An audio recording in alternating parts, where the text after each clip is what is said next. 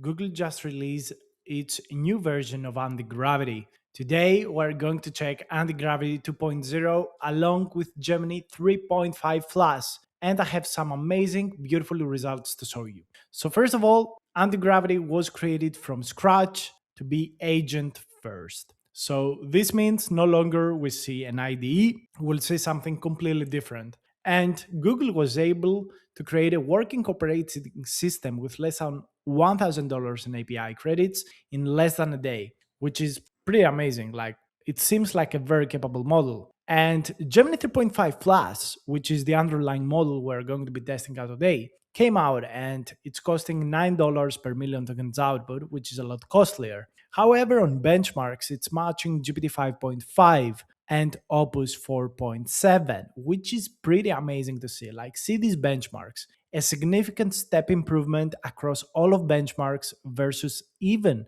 Gemini 3.1 Pro. In terms of output speed, it's 4 times faster than Opus 4.7 and GPT 5.5, and it costs 70-80% less than them. And yeah, in terms of the previous version of Gemini Pro, it does a significant jump across the board. So what I've done is I created a couple of different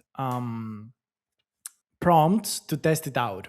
First of all, we created a Flappy Bird game, which I want to show you right now. So model worked for like a minute or two and finished up my prompt super fast, like in just 2 minutes after approval. So it created this game, cool UI, shows the stats on the left, the main game is on the middle, and on the right we have the guide. So let's play the game, and the design looks beautiful. However, there is an issue here. We have a small model smell because this model wasn't able to make an easy enough game, which always shows to me that this model is small because it's not smart enough to understand the underlying physics that the games need. So the next thing that I want to show you is the page where we create a neuromorphic Pokedex page. All right. So we can open it through just index.html, but in this case, I'm going to say run the server. Or before we do that, let me show you the transformer teaching webpage. I think this is more interesting. So this is in localhost 700 something one. And what is going on here? Why is the CSS like that? It looks super, super ugly. CSS looks ugly. Looks ugly. It wrote like 300 lines of code, but this is not working at all, my friends. So let's say run the server and check the Pokedex page, because what the fuck is this? Gemini, what is this? That's amazing. Okay, so let's go to localhost 3000, and this is the Pokedex page. White mode, dark mode, neomorphic page. Looks beautiful. Stats here, everything is animated. Really, really like it. It feels a lot like Gwen. So I don't know who distilled who, but it looks good. It looks exactly as it should. So kudos to them. Everything works. Also, if we make it smaller, it's actually scalable. So this is great. This is a great response. And Codex seems to have fixed the CSS. So I don't know what change it did. Probably it had a couple of issues, but it fixed the CSS, and this is the page it created. Oh my God, it doesn't look good. It doesn't look good, guys. I really like the design here of the visualizer, the complex metrics. I don't know what kind of shitty animation this is.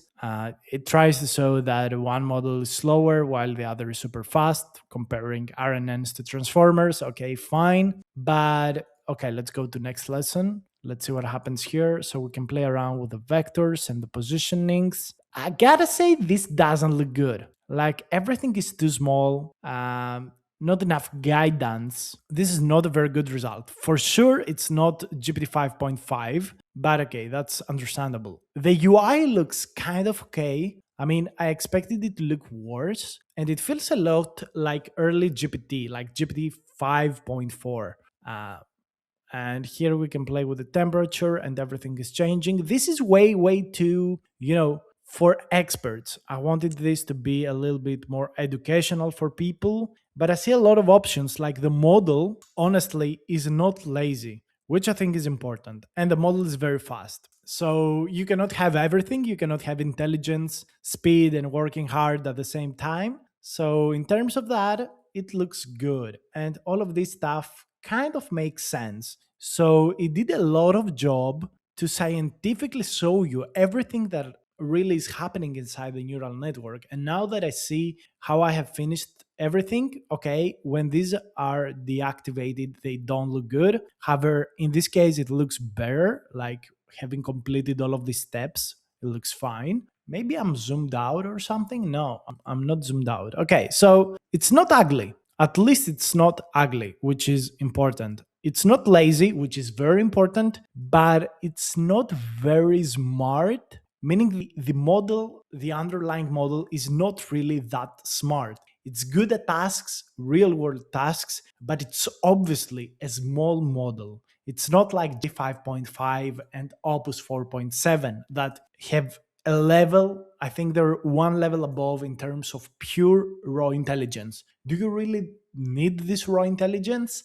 In 99% of cases, you don't need it. You need something fast, like Flash, and something cheaper, like Flash. So, in terms of its price tag, speed, and overall feel and look, it seems like a very good everyday model for coding. And maybe you don't want to use it for some very hard tasks. Maybe use other models. Maybe you will use Gemini 3.5 Pro that is coming out next month. Okay. So stay tuned. I will see you soon.